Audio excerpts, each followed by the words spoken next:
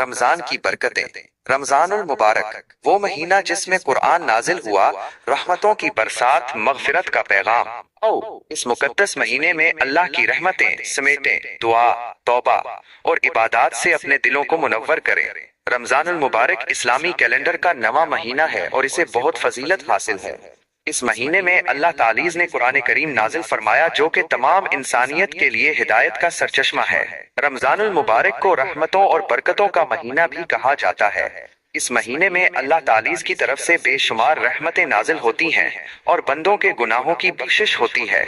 رمضان المبارک میں روزے رکھنا فرض ہے۔ روزے کے دوران صبح صادق سے لے کر غروب آفتاب تک کھانے پینے اور دیگر خواہشات سے پرہیز کیا جاتا ہے۔ روزے کا مقصد اللہ تعالیٰ کی رضا حاصل کرنا اور اپنے نفس کو پاک کرنا ہے۔ رمضان المبارک میں عبادات کا بھی خاص اہتمام کیا جاتا ہے۔ اس مہینے میں نماز، تلاوت قرآن، ذکر و اذکار اور صدقہ و خیرات کرنے کا ثواب کئی گنا بڑھ جاتا ہے۔ رمضان المبارک کی راتوں میں تراویح کی نماز ادا کی جاتی ہے جو کہ بہت فضیلت والی نماز ہے۔